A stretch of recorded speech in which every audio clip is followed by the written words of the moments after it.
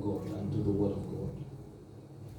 That can only happen when you're no longer a stranger in the house of God. When I mean a stranger, I mean someone whose heart is sold out to God. I don't mean your presence alone in the house of God. I mean someone whose heart is sold out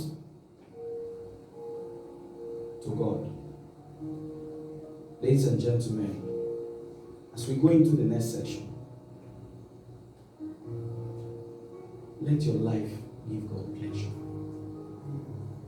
That's what He's looking for. Let your life give God pleasure. That's what the Lord wants from us. That's what He's demanding from us in this time and in this season. That your life give Him pleasure.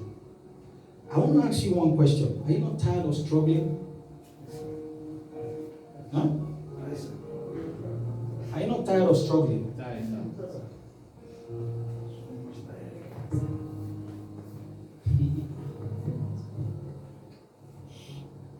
I'm asking you, are you really not tired of struggling? You are struggling. You are pushing things with your own brain and your own senses and your own ability. When God is saying, come to me, I will give you rest. So that you will not be able to, you will not use your mind to push it. He will be, the Holy Ghost will have the responsibility to touch men on your behalf and cause them to remember you and bring those things to you. Which one is better? Which one is better?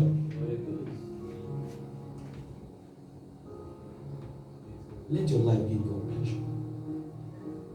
Let your life be pleasing to God. Make a commitment from tonight to say, Lord, from tonight, I've heard about you so much, but from tonight, I make up my mind to give you pleasure by obedience to your word. By obedience to your word. By obedience to your word. And as you do that this evening, you see, most of this prayer, you come here, you pray. When you go back, it's like you're struggling. You come back, you ask God for mercy, it will stop. You know why? You will have fellowship with the Father. And once there's constant fellowship with the Father, you can never be cut short. Are you getting what I'm trying to say? Once there's constant fellowship with the Father, you will not have to wait to come to service for you to connect with God. No, you will not. Because right there in your bedroom, you'll be having fellowship with God. You'll be having communion with God. And He'll be speaking to you expressly. He'll be speaking to you directly. He'll be telling you things to do, things not to do. Why? Your life is giving Him pleasure. And as your life gives Him pleasure, He breathes His glory and presence on you. And wherever the presence of God is, obstacles break. Are you getting what I'm trying to say? This thing is not difficult. You are struggling because the presence is not there. The glory is not on you. When you start giving Him everything and following Him the way He has said you should follow, and His presence comes and His glory comes, limitations will be broken. Are you getting what I'm trying to say? Yes, limitations will be broken. That's why He said, if you love me, keep. Who is a blessed man?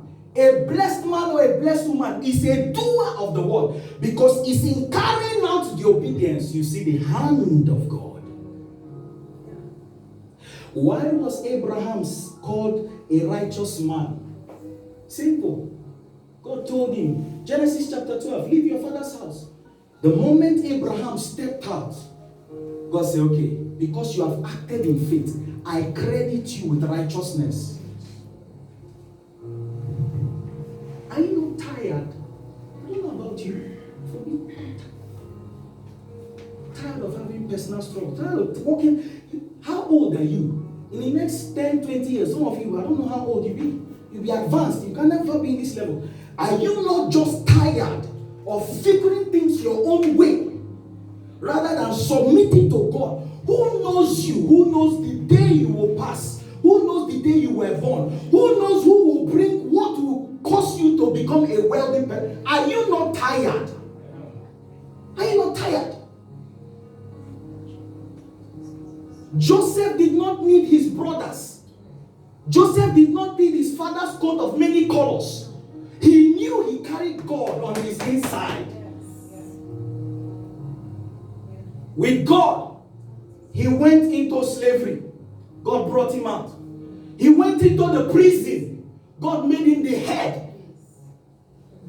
God said, okay, it's time for you. Because you have showed yourself faithful. Because you have followed me. Even in suffering, and you did not complain. And you kept on doing the word. You did not compromise. God said, today is your time of lifting. Amen. It's your time of lifting.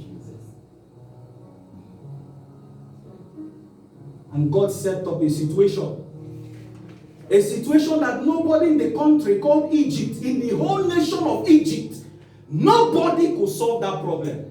God put the solution in the hands of a small boy. Why? That small boy was carrying God. That small boy was a lover of God. His life gave God pleasure. So God decided to announce him and to establish him. God sought him out. Took him to Pharaoh.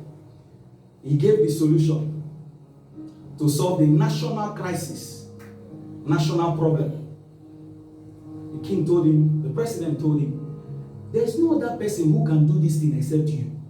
So today, I make you the vice president of this entire nation.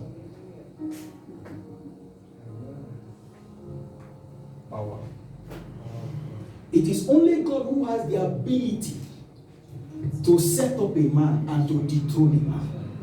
So why are you doing like this with him? Why are you? Be straight. Why are you doing like this? Don't do like this. Be straight. If you have to forsake some things, forsake. If you have to cut off something, cut them off. Because you know what? Those things are hindrances to your to the place where God is setting you up for. They are limitations for you. They are hindrances. They are hindering you. For some of you, if you were supposed to be there in the next 2 years, you will struggle for 10 years. You are still at this point. Why? Your next level is waiting for you, but what is holding you is here. You're lost. You don't want to break away from it and do what the word has said. So how can you advance? I look at some of us. We are rich people here, billionaires. Some of us great men of God. But you have to untie yourself. I cannot untie you. I can pray for you. Conduct deliverance. A man unties himself when he has realized himself and decided that today I make the march forward. Are you getting what I'm trying to say? A man unties himself when he himself decides and has resolved to take that step. When the prodigal son realized that his father was a rich man, even though he had made mistakes, he said to himself, I will go back to my father. That point of realization was his deliverance. That point of realization was his next level.